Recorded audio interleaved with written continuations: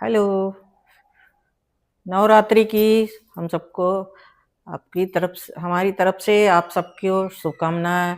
आप शक्ति की उपासना के साथ खुश रहें, दूसरों के लिए भी दुआ करें और हम उम्मीद करते हैं कि आगे भी कोई अनवांटेड चीज़ नहीं आएगी। जैसा कि अभी हमने देखा कि पालम नगर में दिल्ली में द्वारका द्वारका के एरिया में एरोड्रम के पास एक दुर्घटना हुई जिसमें 19 लोग एक बिल्डिंग में रहते थे, 4 मंजिल फ्लोर में रहते थे। उसमें 19 मेंबर थे। ग्राउंड फ्लोर पे गोडाउन था उनका और अनिल और सचिन नाम के दो दो भाई उसमें थे और 12 लोग 2 फ्लोर में ऊपर फैमिली में रहते थे। उनकी लाड़ो और हिमांशी सेकंड फ्लोर पे मृत पाई गई। कारण था सुबह 6 बजे 6:30 पे आग लग गई थी, पता ही नहीं लगा। लोग सोए जब जब तक नीचे से आग ऊपर गई तब तक उन्हें महसूस हुआ तो वो ट्रैप में आ गए क्योंकि ग्राउंड फ्लोर से ऐसा माना जाता है कि शॉर्ट सर्किट से दुकान में बिल्डिंग में आग लगी थी और चूँकि मॉर्निंग का टाइम होता है उतनी हलचल नहीं होती है तो थोड़ा समझने में देर हो जाती है और 9 लोगों की डेथ हो गई है और सेकंड फ्लोर पे जैसे कि 2 लोग पाए गए हैं और अनिल अनिल जो हैं 32 साल के हैं और सचिन है, 2 भाई थे, वो भी उसमें झुलस गए हैं और सचिन जो है वो भी और उनकी एक बच्ची है छोटी-सी 1 साल की थी, उसको किसी तरह से वो बालकनी में आते हैं, इंतज़ार करते हैं और नीचे किसी को देने की कोशिश करते हैं, वो एक तार में फँस जाती है क्योंकि जिस चीज़ से बाँधा उनको वो भी टूट गया, वो फिर गिरती है नीचे और अभी हॉस्पिटल में भर्ती है। सफदरजंग हॉस्पिटल में भर्ती है और अनिल भी को दोबारा जब आग ज़्यादा ब्रोक हो गई है, तो वो भी वहाँ से कूदे हैं और वो भी अ, हेड इंजरी आने से काफ़ी सीरियस हैं। तो ये 2 लोगों का हालत ये है और 9 लोगों की उनके परिवार में डेथ हो गई है, माताजी, हिमांशी और लोगों की। तो इन सब लोगों के साथ हमारी शुभकामनाएँ हैं इसमें कि भगवान उनकी आत्मा को शांति दे और उनके परिवार को हम अ, जो जो लोग रह गए हैं उनकी इतनी विशाल त्रासदी को सहने की शक्ति दे और भगवान से प्रार्थना करते हैं माँ दुर्गा से कि आगे का उनका जीवन अच्छा चल सके। तो अब सवाल एक और किस्सा बताती हूँ, इंदौर का है। ईवी चार्जिंग में लगी हुई थी और घर के अंदर सिलेंडर तो होते ही हैं सभी जगह। ईवी ईवी चार्जिंग में स्पार्क हुआ वहाँ से और उसके बाद में आग लग गई। वहाँ भी सेम इसी तरह की घटना अभी 1 हफ्ते पहले हुई है, जो काफ़ी दर्दनाक है क्योंकि और टेक्नोलॉजी के साथ जो सुविधा बढ़ी है तो उसके दुष्परिणाम भी हमारे सामने आ रहे हैं और एक और घटना मैं बताती हूँ, ये करीब-करीब 2 साल पहले की है। कनॉट प्लेस की है, बहुत दर्दनाक मैंने देखा था। बिल्कुल दुकान नीचे दुकान है, सब बिल्डिंग लगी-लगी होती हैं और एक फैमिली है जो अपनी शादी में जाती है और भाई 2 फ्लोर पे रहते थे। बच्चों को सोता हुआ छोड़ते हैं जाते हैं कि और अपने भाई को बता के जाते हैं दुकान पे कि मैम शादी में जा रहे हैं और अभी आ जाएँगे और इसी बीच में आग ब्रोक हो जाती है और ये भूल जाते हैं कि बच्चे सो रहे हैं। उनको ये रहा कि वो बच्चे गए हुए हैं मदर-फादर के साथ में, दर्दनाक उनकी मौत हो जाती है। तो ये ये देखने में कितनी दर्दनाक दृश्य रहा होगा, जो मासूम बच्चे समझ ही नहीं पाए और वो इस दुनिया से छोटे-छोटे बच्चे थे, विदा हो गए। तो ये विज्ञान का जो हमें वो मिली है तो उसका दुरुपयोग भी हम कह सकते हैं या नासमझी है जो हम आजकल अलर्ट नहीं रहते हैं और मिसयूज़ भी करने लगे हैं।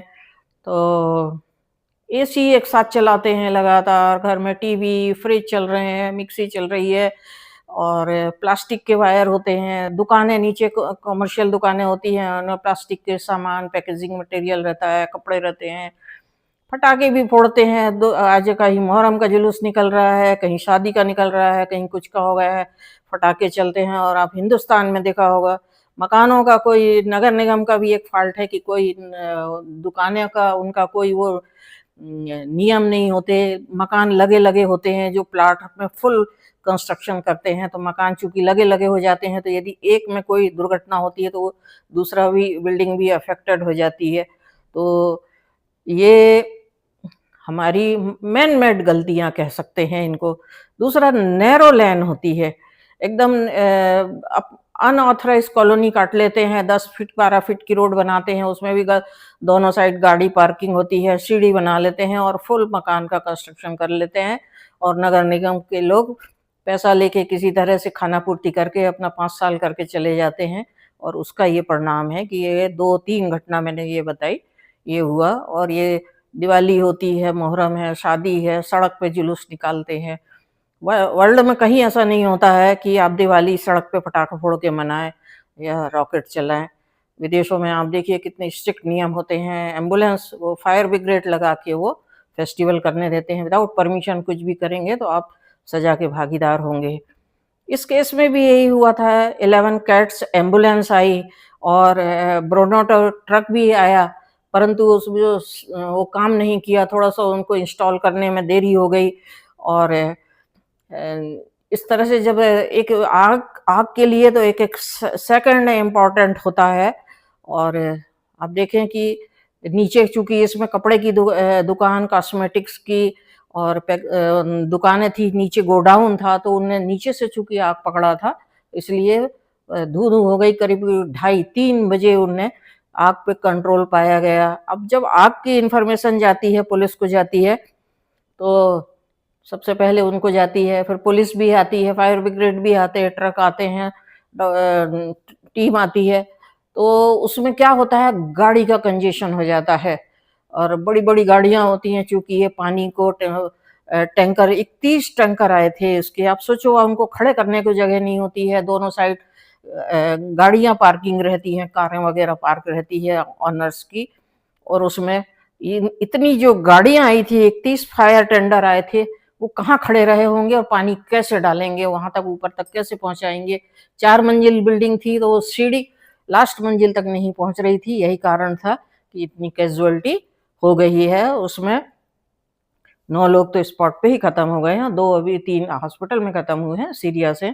इस तरह से उसमें 19 लोग रहते थे। ये एग्जाम्पल है। इसी तरह से आए हर 2-4 दिन में आप कहीं ना कहीं इसी तरह की घटना सुनते हैं। अब इसमें प्रॉब्लम क्या है? प्रॉब्लम ये है कि आप देखिए, वायर, प्लास्टिक के वायर रहते हैं, उनका लाइफ होती है, कैपेसिटी होती है उनकी, वोल्टेज को बियर करने की कैपेसिटी होती है। एक कोई 100 की कैपेसिटी की कोई चीज है, आप उसमें 1000 चल रही है, तो कितने दिन तक वो रजिस्ट करेगा? और प्लास्टिक तो प्लास्टिक है, जहां भी आप प्लास्टिक और कागज का वो होगा, कपड़े होंगे, वहां तो अनकंट्रोल ये प्रॉब्लम हो जाती है। और सवाल ये आता है कि जब रेसिडेंशियल बिल्डिंग है तो उसमें दुकानें चल रही हैं, ये नगर निगम पैसे लेके ये करते हैं। मार्केट अलग होना चाहिए। और फायर ब्रिगेड हमेशा रेडी पोजीशन में होता है। जब आप फोन करते हैं वो तैयार होते हैं, आते हैं। गवर्नमेंट का हिसाब तो देख ही रहे हैं।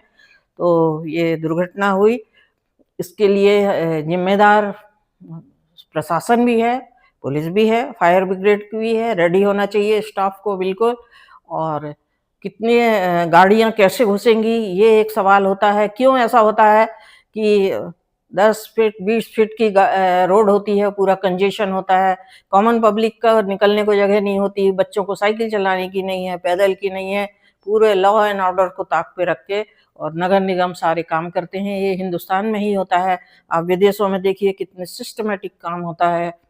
दूसरा, हमारी गवर्नमेंट ने एक और गलतियां की हैं कि जो लिबरलाइजेशन जब शुरू किया, तो कंपनियों को, कार की कंपनियों, फाइनेंस कंपनियों को जो ऑर्डर दिया, उन्हें एंट्री दी है लाइसेंस देके, तो रेल तो खड़ी हो गई हैं, खाली जा रही हैं, और ट्राम खाली जा रही हैं। लेकिन रोड में रेल जरूर खड़ी रहती है, कारों की रेल खड़ी रहती है, ट्रक की खड़ी रहती है।